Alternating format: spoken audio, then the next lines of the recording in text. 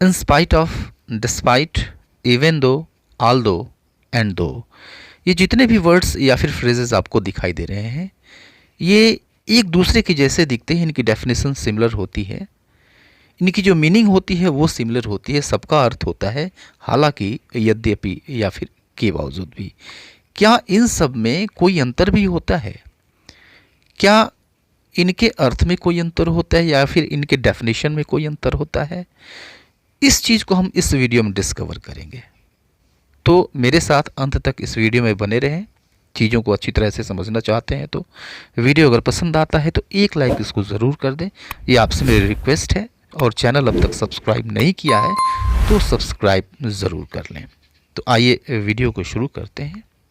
तो जैसा कि मैंने पीछे बताया कि इन सब की जो मीनिंग होती है और डेफिनेशन होती है सिमिलर है। इन सब का अर्थ होता है हालांकि, यद्यपि या फिर के बावजूद भी, राइट। और ये दोनों कनेक्टर का काम करते हैं। ये दो क्लासेस को आपस में कनेक्ट करके ये सिंगल सेंटेंस बना देते हैं, राइट। और किस तरह के क्लासेस को जोड़ते हैं? ये ऐसे दो क्लासेस को आपस में जोड़ते हैं जिनके बीच कंट्रास्ट होता है, जिनके बीच विरोधाभास होता है। तो कंट्रास्ट कहने का मतलब समझ लीजिए, एग्जाम्पल से समझिए इसको। I went out to play even though my mom told me not to go. ठीक है, क्या मतलब हुआ इसका? इसका मतलब हुआ कि मैं बाहर खेलने के लिए चला गया, हालांकि मेरी माँ ने मुझे नहीं जाने के लिए कहा। ठीक है, तो यहाँ पर देखिए दो क्लासेस हैं। I went out to play, मैं खेलने के लिए गया, और दूसरा क्लास क्या है? My mom told me not to go, मेरी माँ ने मुझे नहीं जाने के लिए कहा। ठीक है, तो एक तो कहा जा रहा है कि मत जाओ, उसके बावजूद भी आप जा रहे हैं, विरोधाभास है ना। यह करना नहीं था, आपने किया, यही चीज़ कंट्रास्ट है, विरोधाभास है, उलटबासी है, right. One more example, in spite of being weak he is courageous. In spite of being weak he is courageous, यानी कमज़ोर होने के बावजूद भी वह साहसी है, राइट। तो एक तरफ तो कमज़ोर है, दूसरी तरफ साहसी है। इन दो चीज़ों में विरोधाभास है, कंट्रास्ट है। तो इस चीज़ को हम कहते हैं कंट्रास्ट। और ऐसे ही दो क्लासेस को आपस में ये सभी के सभी जोड़ते हैं, चाहे वो इन स्पाइट ऑफ हो, डिस्पाइट हो, इवन दो हो, ऑल दो हो या फिर दो हो, राइट। तो ये सभी एक ही तरह के हैं, मीनिंग भी एक ही है, इनका डेफिनेशन भी एक ही है। तो फिर अंतर क्या है? अंतर यहाँ पे ग्रामेटिकल डिफरेंस है, ग्रामेटिकल स्ट्रक्चर में डिफरेंस है, या फिर फॉर्मेलिटी में डिफरेंस है, औपचारिकता या फिर अनौपचारिकता को लेके है, फॉर्मेलिटी और इनफॉर्मेलिटी को लेके है। तो आइए let us dive into it. First लेते हैं हम इन spite of. In spite of के बाद आप यूज़ करते हैं नाउन या फिर जिरंड। जिरंड, जिरंड मतलब वर्ब प्लस आईएनजी, यानी वर्ब की इंग फॉर्म, वर्ब की आईएनजी फॉर्म को हम जिरंड कहते हैं, और यह नाउन की तरह से काम करता है। तो इन स्पाइट ऑफ के बाद हम यूज़ करते हैं नाउन या फिर gerund. Okay, example, I went shopping in spite of the rain. ठीक है, राइट। तो टू फैक्ट्स यहाँ पे दिए गए। आई वेंट शॉपिंग यानी मैं शॉपिंग के लिए चला गया, इन स्पाइट ऑफ द रेन, बारिश के बावजूद भी। तो बारिश थी तो मुझे नहीं जाना चाहिए था, लेकिन गया। यहाँ पे कंट्रास्ट है, और इन दोनों को जोड़ा किसने? इन spite of. In spite of से इसको हमने इन दोनों क्लासेस को आपस में जोड़ करके एक सिंगल सेंटेंस बना दिया, I went shopping in spite of the rain. ठीक है, second example, in spite of being 13 only, she is very mature. In spite of being 13 only, she is very mature. Right? यानी 13 साल की होने के बावजूद भी she is very mature, वह काफ़ी mature है, right? So look at the position of in spite of in the sentence, in both of these two sentences. Mid position first sentence में मिड पोजीशन में आया है, और सेकेंड सेंटेंस में यह बिगनिंग में आया है, शुरू में आया है। तो ये दोनों पोजीशंस हो सकती हैं।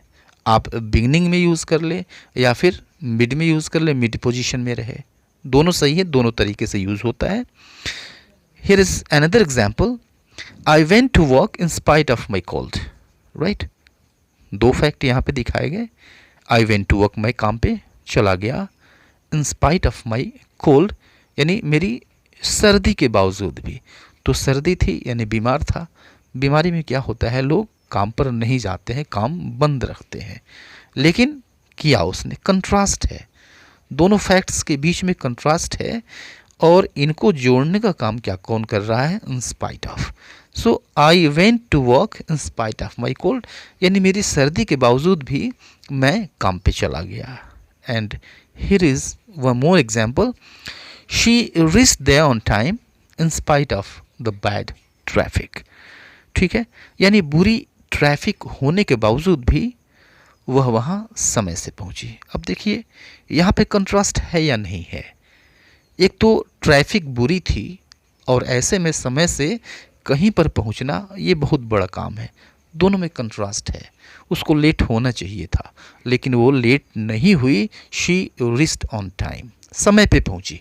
ठीक है, so there is a contrast between these two classes and in spite of just joining these two classes together, having contrast, right? Okay, अब देखिए कि अब आप इस in spite of को अब despite से रिप्लेस कर दीजिए, हटा सकते हैं, एक्सचेंज कर सकते हैं, रिप्लेस कर सकते हैं, right?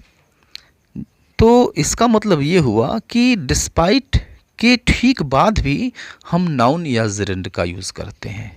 ओके, आप पहले वाले ही सेंटेंसेस को एग्जाम्पल के तौर पे ले लीजिए। I went shopping despite the rain, right.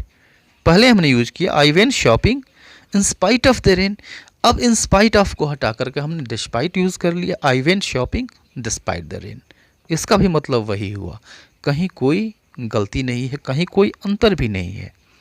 ठीक उसी तरह से despite being 13 only she is very mature, यानी सिर्फ 13 साल की होने के बावजूद भी वह काफ़ी मैच्योर है।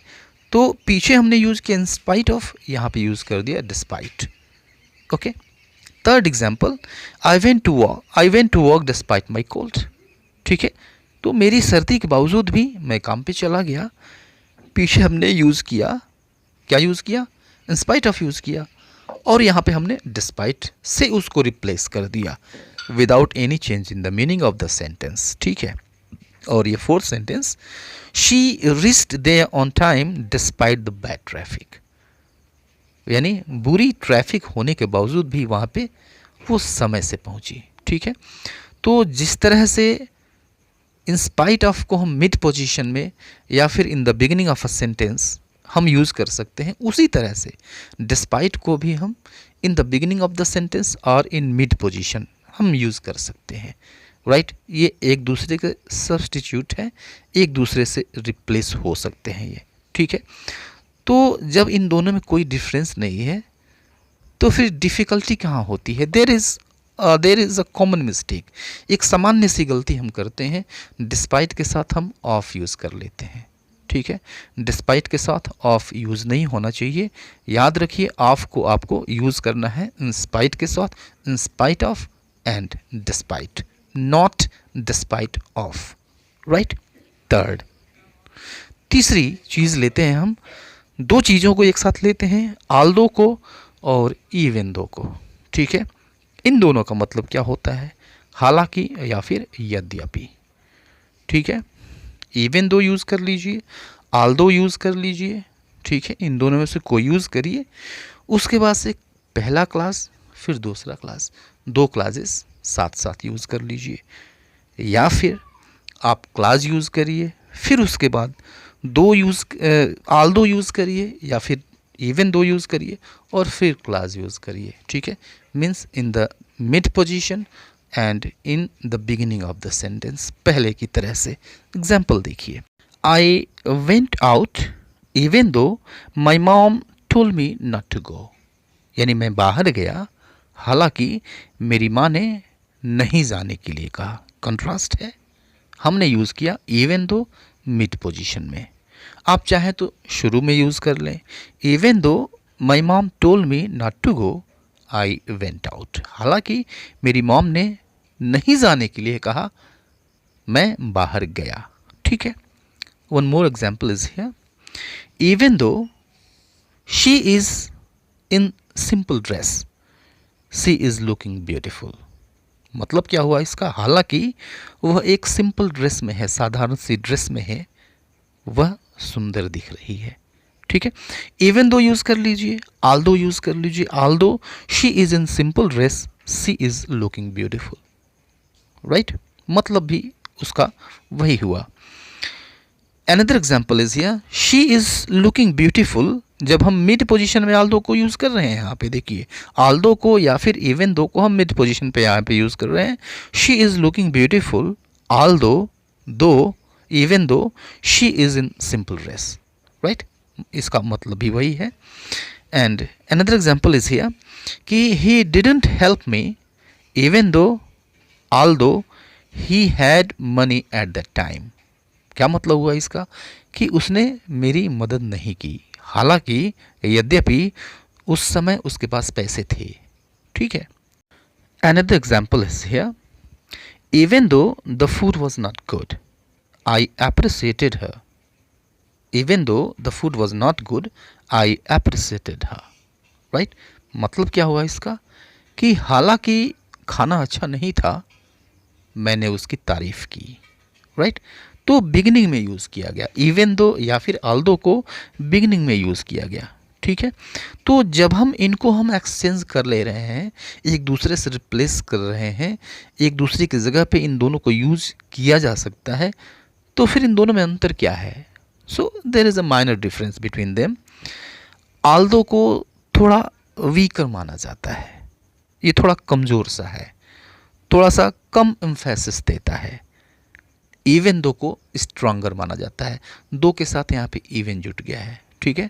इवन क्या करता है, यह स्ट्रांग बना देता है। तो इवन दो स्ट्रांगर है एंड आल्दो वीकर है। इन दोनों में सिर्फ इतना ही डिफरेंस है। John got the job even though he didn't have an interview. John got the job even though he didn't have an interview, यानी जॉन को जॉब मिल गई, हालांकि उसने इंटरव्यू नहीं दिया। राइट, तो even though is much stronger then Aldous, सिर्फ इतना अंतर है। लास्ट देखते हैं दो। राइट, दो का मतलब भी वही होता है, हालांकि या फिर यद्यपि। अब इसमें अंतर ये है कि ये इनफॉर्मल है, स्पोकन इंग्लिश में यूज़ किया जाता है, फ्रेंड सर्कल में यूज़ किया जाता है, फैमिलीज में यूज़ किया जाता है, इनफॉर्मल है। ठीक है, बातचीत में प्रयोग कर लें। एग्जाम्पल देखिए, the restaurant was good I didn't like the food though. The restaurant was good. I didn't like the food though. ठीक है, यानी रेस्टोरेंट अच्छा था, हालांकि मैंने भोजन को पसंद नहीं किया, खाना मुझे पसंद नहीं आया।